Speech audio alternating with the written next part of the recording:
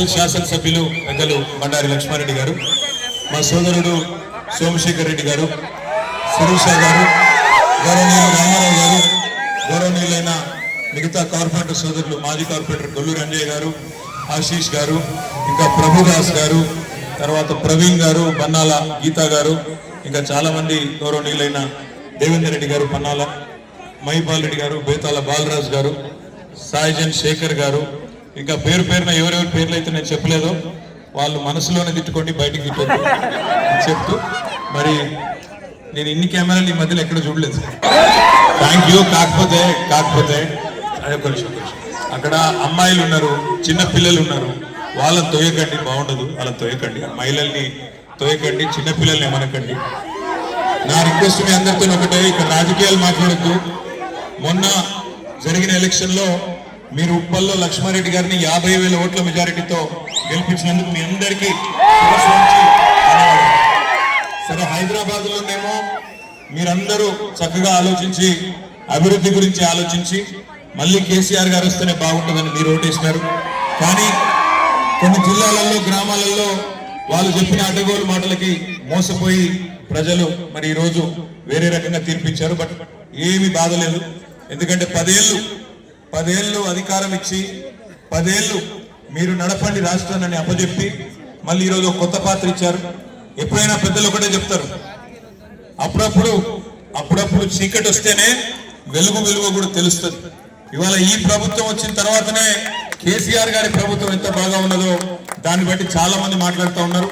9 నెలల్లోనే తేడా ప్రస్ఫుటంగా కనబడుతున్నది. ఒకసారి గుర్రాన్ని చూసి ఆ తర్వాత గాడిదని చూస్తే ఎట్లా ఉంటుందో ఇవాళ అట్లే ఉంది. కానీ నేను ఎక్కువ మాట్లాడదు, కానీ ఒకటి మాత్రం వాస్తవం, అధికారం ఎవరికి శాశ్వతం కాదు, మాకు కాదు, ఆయనకు కాదు, ఇంకెవరికి కాదు.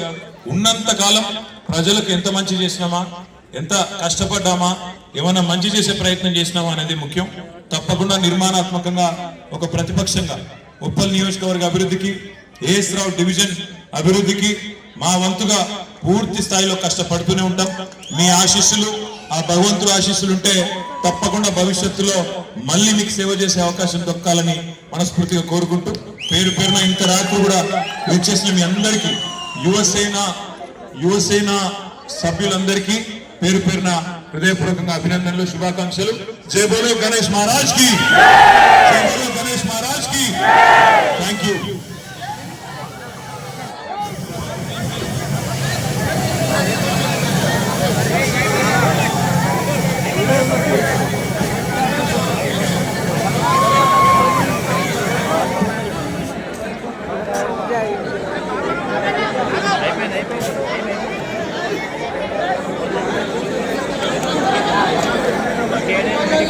సురేష్ కళాకారు గారు ఎక్కడ ఉన్నా కూడా మన సోమనాథ్ గారికి వెళ్లాల్సిందిగా ప్రార్థిస్తున్నాము.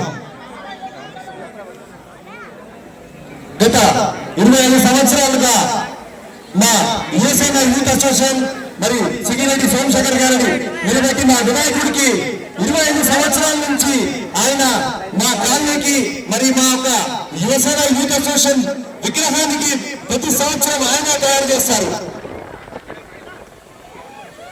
ప్రతి సంవత్సరము సింగిరెడ్డి సోమశేఖర్ రెడ్డి గారు దూల్పేట నుంచి వచ్చిన లక్ష్మీనారాయణ సురేష్ కళాకారు గారికి ఇలాగే వేదిక పైన సన్మానం చేస్తూ, ఈసారి మన కేటీఆర్ అన్నగారి చేతి మీద, మరి లక్ష్మారెడ్డి అన్నగారి చేతి మీద, మన సోమశేఖర్ రెడ్డి గారి చేతి మీద, మరి అలాగే సింగిరెడ్డి శిరీష రెడ్డి గారి కార్పొరేటర్ చేతి మీద కూడా ఆయనకి మా యువసేన యూత్ అసోసియేషన్ తరఫు నుంచి ధన్యవాదాలు తెలియజేసుకుంటాము.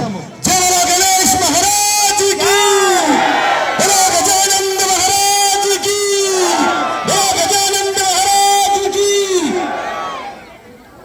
ఎంతో ఓపికగా కేటీఆర్ అన్నగారు మా కోసము ఫస్ట్ టైం 25 సంవత్సరాలు జరుపుతున్నారు. ఈ మండపానికి వచ్చిన కేటీఆర్